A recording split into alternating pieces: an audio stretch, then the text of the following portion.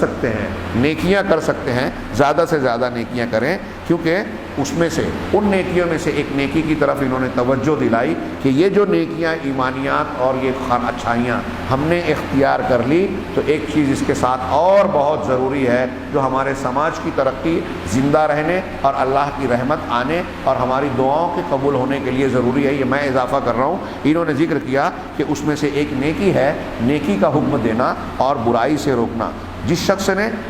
منکر کو دیکھا، اسے چاہیے، رسول اللہ صلی اللہ علیہ وسلم کی حدیث ہے کہ اپنے ہاتھ سے روکے، اگر ایسا نہیں کر سکتا تو زبان سے روکے، ایسا بھی نہیں کر سکتا تو دل سے روکے، اور یہ سب سے کمزور ایمان ہے۔ چنانچہ منکر، برائی کو دیکھنے کے بعد اسے روکنے اور اس پر انکار کرنے کے اللہ کے رسول صلی اللہ علیہ وسلم نے کئی مرتبے، کئی مرحلے بتائے۔ پہلا مرتبہ یہ ہے کہ آپ ہاتھ سے روکو، یعنی طاقت سے مار کر، طاقت سے، قانون کے ذریعے سے۔ یہ کون کرے گا؟ یہ سلطان کے لیے، وقت کا جو حاکم ہے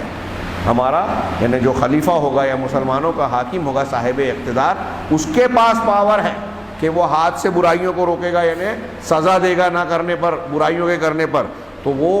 پوری رعایا پر اختیار رکھتا ہے۔ اسی طرح صاحب اسرہ، گھر کا جو بڑا ہے، وہ اپنے بال بچوں پر سختی کرے گا، سزا دے گا۔ اسی طریقے سے اگر کوئی ادارے والا ہے تو ادارے کا ذمہ دار اپنے ماتحتوں کے تعلق سے برائی کرنے پر سزا دے سکتا ہے، اور اسے یہ اختیار حاصل ہے، وہ کر سکتا ہے۔ نمبر دو، دوسرا مرتبہ برائی سے روکنے کا کیا ہے کہ زبان سے ہم روکیں، کہ اگر ہاتھ سے روکنے کی طاقت نہیں ہے، صاحب اختیار ہم لوگ نہیں ہیں، تو اگر برائی کو دیکھ رہے ہیں تو ہم کو زبان سے سمجھانے کی، بولنے کی، اصلاح کرنے کی کوشش کرنی چاہیے، اس میں حکمت اور موعظت کا پہلو سامنے رکھتے ہوئے۔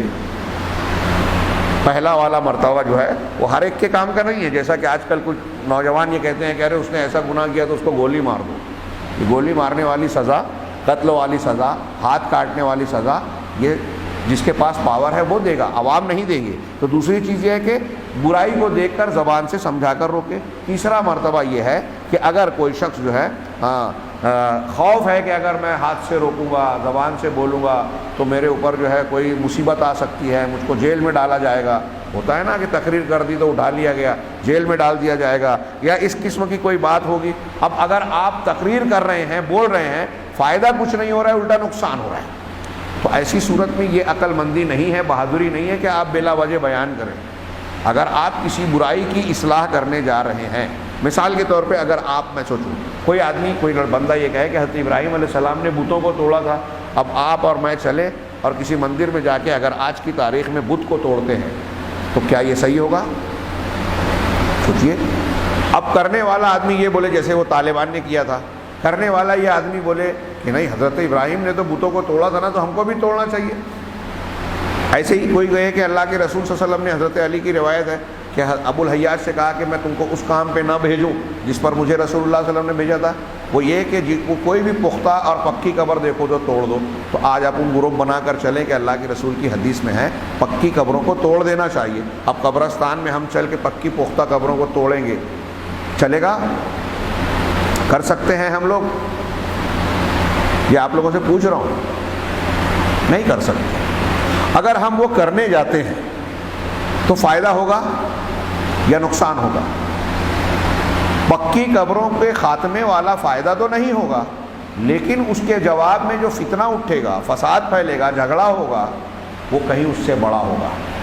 اس لیے یہ برائیوں سے روکنے کے سلسلے میں ہمارے یہاں بہت سے اہل حدیث، کہہ رہا ہوں، نہیں جانتے یہ فلسفہ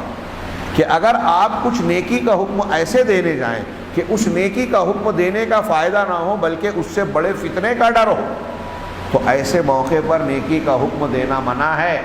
نیکی کا حکم دینا منع ہے، غلط ہے۔ اللہ کے نبی صلی اللہ علیہ وسلم جب مکہ کے ابتدائی دور میں تھے، اس وقت کعبہ کے بتوں کو توڑا اور صاف نہیں کیا۔ جب فاتحانہ آئے، طاقت مل گئی، قوت مل گئی، فتح مکہ کے وقت طاقت کے ساتھ آئے، تب 360 بتوں کی گندگی سے کعبۃ اللہ کو صاف کیا۔ بہت غور سے سنیے، جب آپ مکہ میں پہلے تھے تو بت تھے کہ نہیں تھے کعبہ کے اندر، لیکن آپ نے صاف کیا۔ اس وقت طاقت نہیں تھی، اگر اس وقت آپ کرتے تو کیا ہوتا؟ حضرت بلال، حضرت خباب، حضرت خبیب کو ایسے ہی شدید عذاب اور تکلیف دی جا رہی تھی نئے نئے مسلمانوں کو، اگر ایسی حرکت ہوتی تو کیا ہوتا؟ آج اگر آپ ایک پختہ قبر توڑیں تو بریلوی اور اہل حدیث کا جھگڑا ہو جائے، ایک مندر میں جا کے ایک بت کو توڑیں تو ہندوؤں کا مسلمانوں پہ حملہ ہوگا، جہاں کمزور ہیں، کم ہیں دیہات، اور اس میں قتل و غارت گری، لوٹ مار، کیا کیا ہوگا، یہ فساد ہوگا، اور جو مقصد ہے بتوں کو توڑنے کا وہ مقصد بھی حاصل نہیں ہوگا۔ حضرت ابراہیم اکیلے تھے، پہلے دعوت دی، تبلیغ کی، سمجھایا، حکمت سے بتایا، سب کچھ کیا، اس کے بعد آخری قدم یہ اٹھایا، اور اس وقت وہ اکیلے تھے، سامنے کھڑے ہوئے، مقابلہ کرنے کی طاقت تھی، اس لیے توڑا۔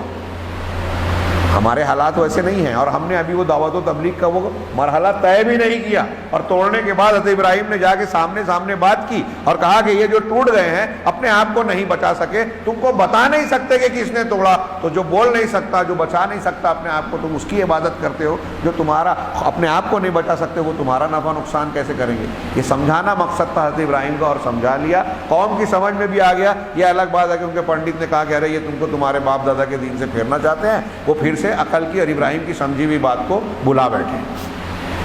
یہ سارے پہلوؤں کو سامنے رکھیں تو برائیوں سے روکنے میں بھی حکمت کی ضرورت پیش آتی ہے، کب کون سا طریقہ اور کون سا منہج اختیار کرنا ہے، یہ قرآن و حدیث کی روشنی میں دیکھنا چاہیے۔ ہمارے یہاں لوگ جہالت کے ساتھ فتویٰ دیتے ہیں، ارے وہ غلط ہے، اب اس کے خلاف کھڑے ہو کر ہم کو کرنا ہے، چاہے جماعت میں اختلاف پیدا ہو جائے، ایک چھوٹی سی سنت کے لیے اتحاد و اتفاق کے فرض کو لوگ قربان کر دیتے ہیں، سنت کو پکڑنے کے لیے فرض کو قربان کر دیتے ہیں۔ یہ لوگ آج ہمارے یہاں بہت سارے لوگ اہل علم، پڑھے لکھے لوگ، اور ہماری جماعت کے وہ لوگ جو قرآن حدیث کے ماننے کا دعویٰ کرتے ہیں، وہ ان باتوں کو جو قرآن حدیث کی ہے سمجھنے کے لیے تیار نہیں ہیں، ان کے دماغ میں یہ بات گھستی ہی نہیں۔ خیر آگے بڑھتے ہیں کہ جو شخص پہلے والے درجے کی طاقت نہیں رکھتا، دوسرا یہ آخری درجہ ہے، تیسرا درجہ کہ جو شخص کو خوف ہو کہ زبان سے بھی وہ نہیں کر سکتا، ولیکن علیہ لزوما ان ینکر، تو اس پر لازمی طور سے ضروری ہے کہ وہ اپنے دل سے انکار کرے۔ دل سے انکار کا یہ مطلب نہیں ہے کہ آپ گناہ کرنے والے کے سود بیاج کھا رہا ہے، فلم چلا رہا ہے، شراب بنا رہا ہے، اس کی دعوت میں جا کے خوشی خوشی کھانا کھا رہے ہیں، نہیں، دل سے برا، کم سے کم نفرت کا اظہار ہونا چاہیے۔ تو لوگوں میں کچھ ایسے ہیں جو کہ ہاتھ کے ذریعے سے بدلنے کا اختیار رکھتے ہیں، تو یہ ہاتھ سے بدلے گا، جس کو زبان سے بدلنے کی طاقت ہے وہ زبان سے بدلے گا، جس کو یہ دونوں طاقتیں نہیں ہیں وہ دل سے برا جانے گا، اس کی طاقت نہیں ہے، تو دونوں کی طاقت نہیں ہے تو کم سے کم نفرت کا اظہار کرے گا۔ اور ایسی صورت میں جب اس کو اس کی طاقت کے باہر جو چیز ہے وہ چیز اس سے ساقط ہو جائے گی، وہی پہلے والا قاعدہ کہ جس کی طاقت ہمیں نہیں ہے ہم اس کے مکلف نہیں ہیں۔ لیکن اگر دل سے بھی برا نہیں جان رہا ہے تو حدیث میں کہا گیا کہ رائی کے دانے کے برابر بھی اس کے بعد ایمان نہیں ہے۔ یہاں شاہد، آخری بات جو انہوں نے کہا درس کے اختتام میں، کہ شاہد کیا ہے، پوری بات کا خلاصہ کیا ہے کہ ہم پر لازم ہے کہ ہم اسلام کے ارکان کو اور اسلام کے جتنے اعمال ہیں ان تمام اعمال کو انجام دیں، اسی طرح ایمان اور عقائد کے اعمال کو بھی اختیار کریں جس کو اللہ تبارک و تعالیٰ نے مشروع کیا ہے۔ آیت کے اخیر میں لیس البر میں عہد اور وعدے کو پورا کرنا، اور ساتھ ساتھ کیا کہتے ہیں جو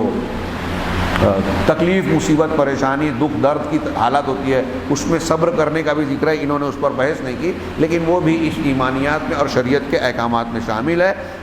جو کہ ایسی ساری چیزوں کو، عقائد اور ایمان کو بھی قبول کرنا جو اللہ سے، فرشتوں سے، کتابوں سے، رسولوں سے، آخرت کے دن اور قضاء اور قدر سے تعلق رکھتی ہے۔ آخر میں انہوں نے دعا کی، ہم اللہ تعالیٰ سے دعا کرتے ہیں کہ ہمیں اور آپ کو اسلام کے کاموں کو